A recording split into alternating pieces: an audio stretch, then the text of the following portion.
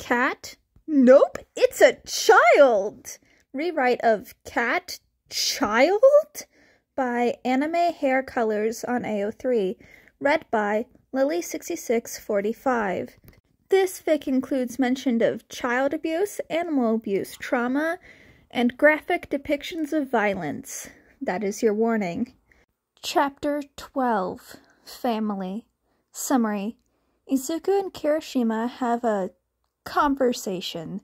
Shinso and family stuff.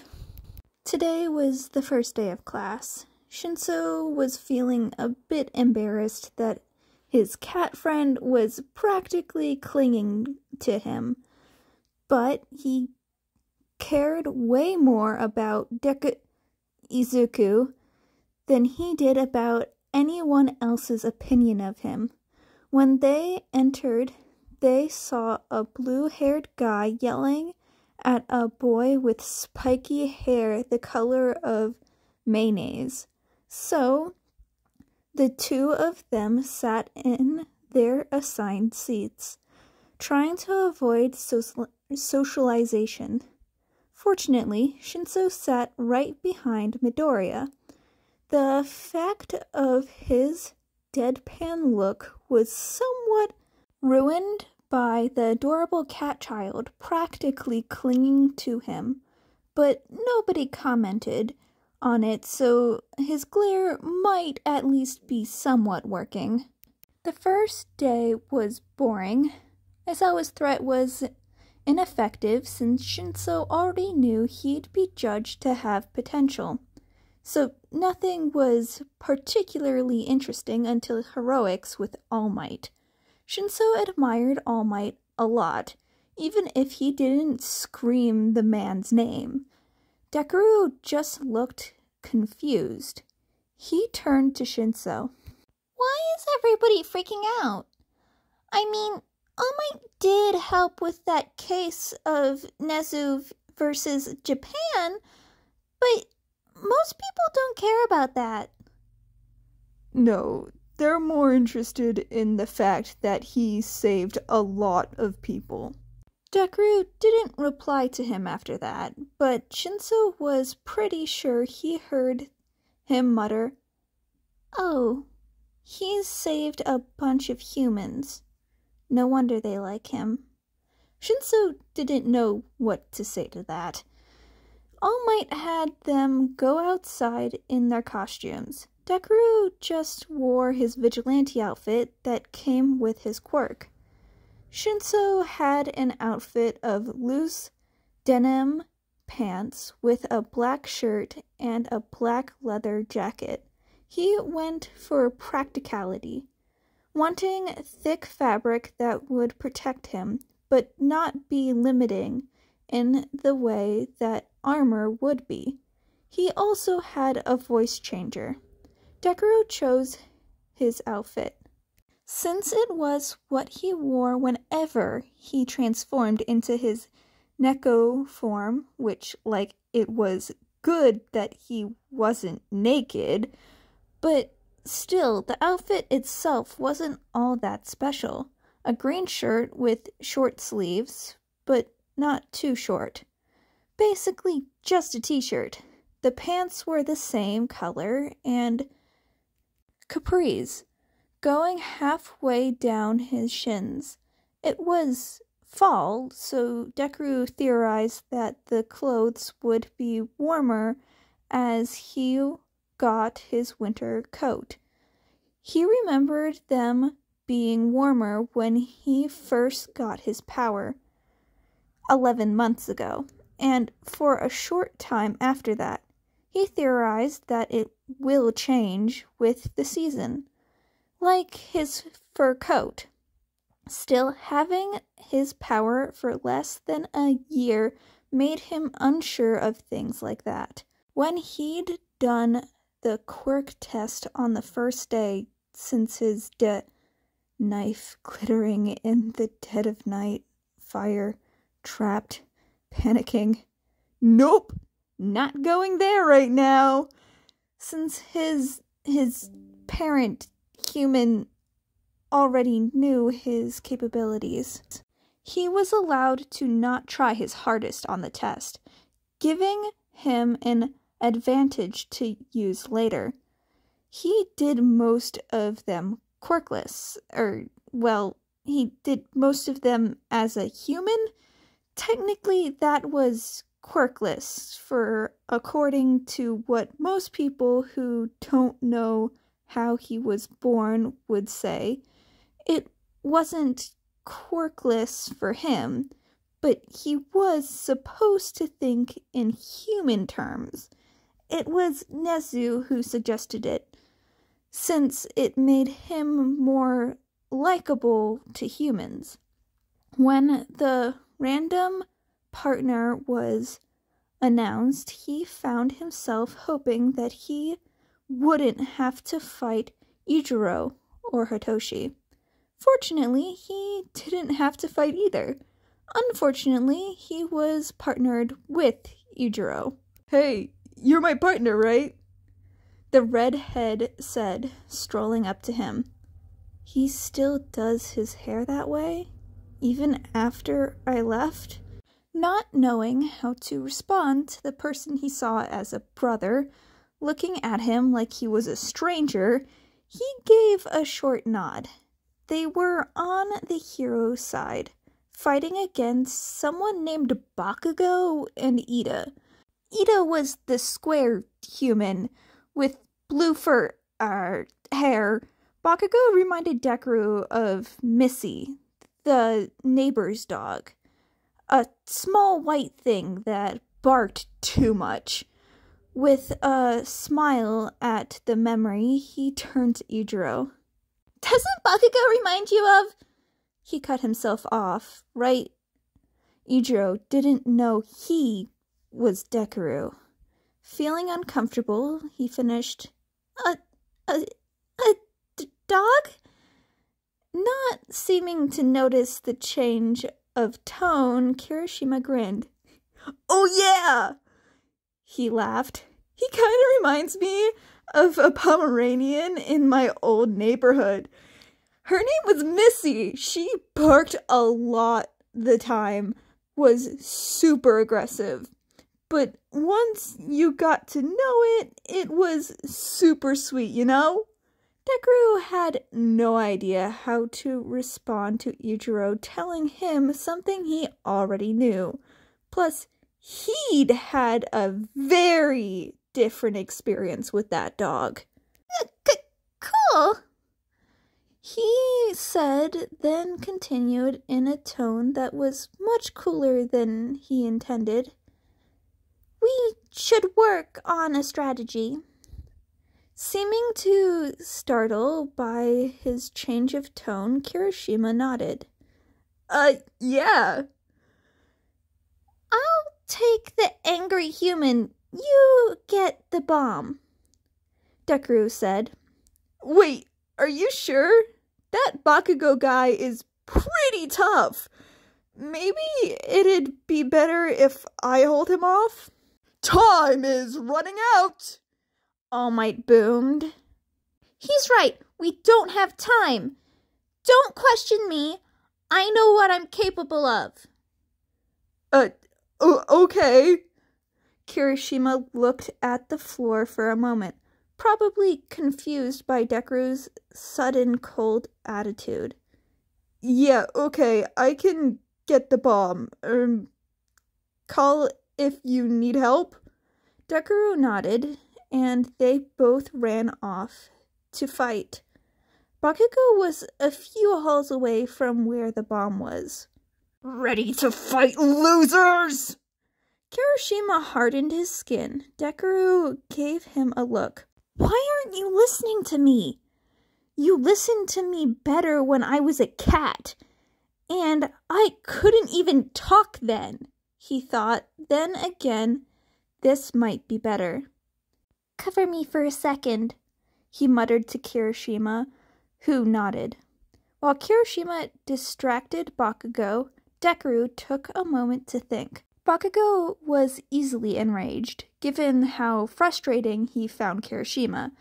Then he realized all he had to do was touch the bomb, right? Change of plans! Can you hold this? He shouted. Yeah, Kirishima said, blocking Bakugo's blows, but only just barely. You're gonna regret underestimating me, loser! Bakugo screamed, readying his attack. Kirishima was blocking him from hitting Deku, though.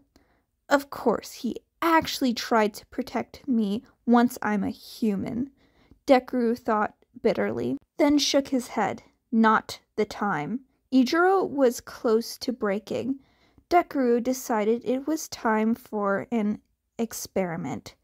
Could he turn into something not from legend, but a different kind of story? He pictured the cat in his mind. His new family had been catching him up on childhood classics, which led him to now, transformed into a pink and purple creature with a single smile he had won, disappearing with a grin and appearing on top of the bomb in the villain's lair. Then he turned back into himself. Hero team wins! Somehow young Midoriya got the bomb! All Might said, sounding confused. How did you do that? I thought your quirk was a cat mutation. Was that some sort of deception? Are the ears and tail fake? No!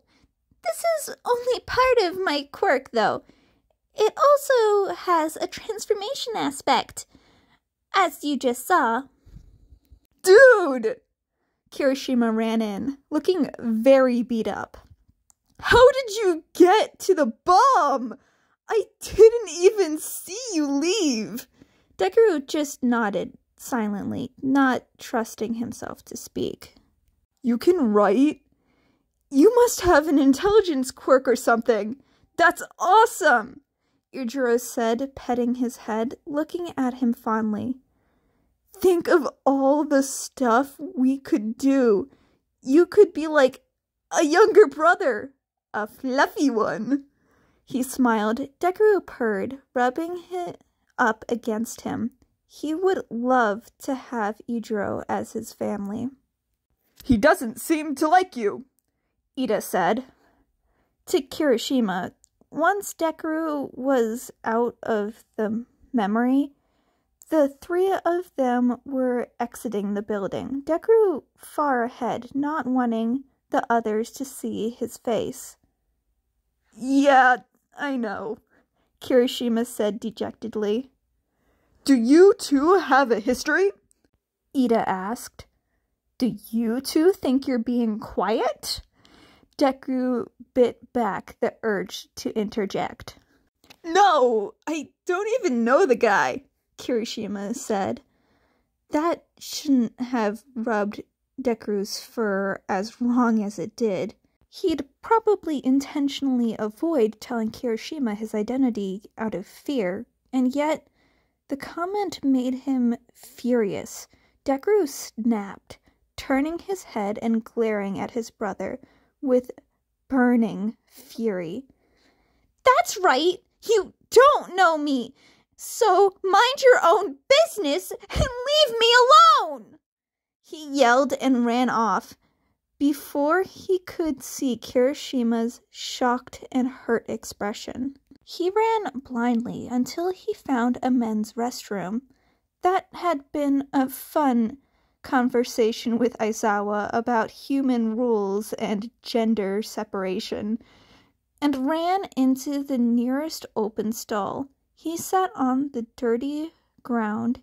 He stuffed his tail in his mouth to stop anyone from hearing his sobs as tears rolled down his face.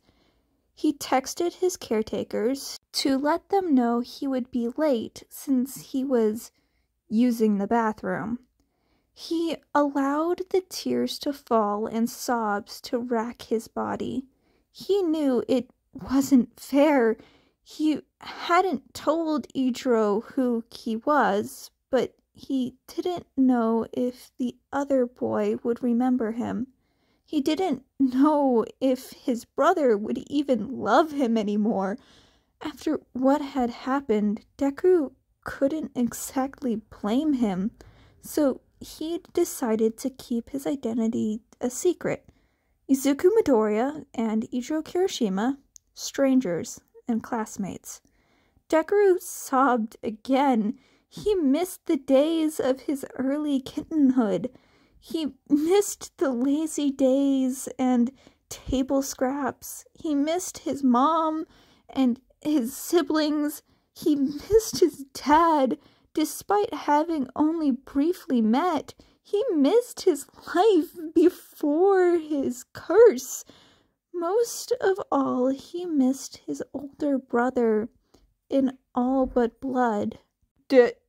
Izuku, are you in here? It was Hitoshi's voice. Deku didn't trust himself to speak, and still had his tail in his mouth, so he lightly tapped on the stall door.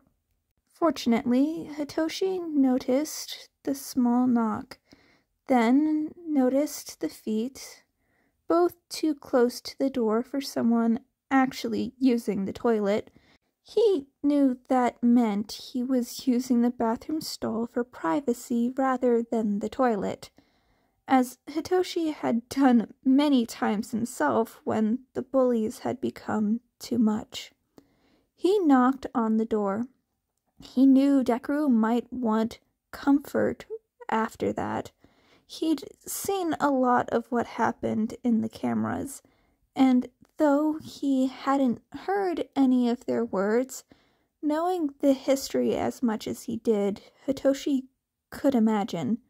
So he wasn't particularly surprised when the door unlocked. What did surprise Hitoshi was the blood dripping down Deku's chin, mixing with the tears he was shedding. Holy crap! What happened? Is your tail in your mouth? Hitoshi said, kneeling next to his friend. Now that he was closer, he could see that Deku was biting his tail so hard it bled. Don't do that, Hitoshi said gently. He put his hand against his friend's cheek, rubbing his thumb across it, in a motion like one might rub a cat's cheek. The gesture was intensely both human and cat-like. Hopefully, it would speak to both sides of the boy in front of him. Instead, Deku leaned into his touch, biting down harder on his tail as another sob shook his body. He's trying to muffle his sobs, Hitoshi realized. Let go of your tail, Deku, Hitoshi said calmly but firmly. Please, you'll hurt yourself. More than you already have, he continued, petting his cheek with his thumb, wiping away fresh tears and comforting Deku. Deku shook his head, eyes wide and afraid. You're worried about people hearing you, right? Afraid they'll find you and hurt you? Hitoshi asked. He remembered all too well, putting his fist in his mouth just so none of his bullies would find him. Deku nodded, blood still dripping down his chin. Nobody will come to hurt you here, Hitoshi promised. And if you want to be quiet because you're embarrassed, I can show you a way to do it without hurting yourself. You just have to let go of your tail, Hitoshi said with a soothing tone. Even though part of him was scared Deku would bite most of his tail completely off if he kept it like that much longer. Hitoshi continued to stroke the cheek of the other boy. Deku finally loosened his grip on his own tail. Hitoshi gently pulled the bloody appendage out of his mouth, and Deku let out a whimper. Once the surprisingly large section of bloody and saliva-covered tail was out of Deku's mouth, he gently put the tail on his lap, not wanting it to get infected from the dirty floor, and he gently pulled Deku close. "You can cry into my shirt. It won't be as loud as if it were your hands or something. Just don't bite me, alright?" Deku nodded and sobbed into Hitoshi's shoulder as he played with his hair and rubbed his back.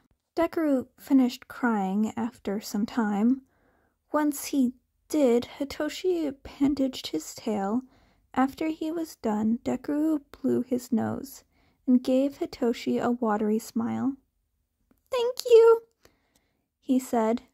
"No worries, Deku. I might miss my old life, but at least my new one gave me Hitoshi." Once he got to the car and saw his family's expression turn from annoyance to worry as they saw his red-rimmed eyes and bandaged tail, he really thought that maybe this could be his new family, even if it would never replace what he'd lost. Maybe he could be happy about what he'd gained. Maybe he could belong here. He hugged his parents, who were surprised but reciprocated. "You okay, Kit?" Aizawa asked. "I'm better now," Deku said, then continued after a pause. "Thank you," he said, pouring all the gratitude for everything they've done for him in those two simple words. Hitoshi watched fondly from the side. After the hug was over, Yamada was smiling broadly, and Aizawa looked over to Hitoshi. "You want a ride, kid?" Aizawa asked. "Yes, please," Hitoshi said. He didn't like the train very much.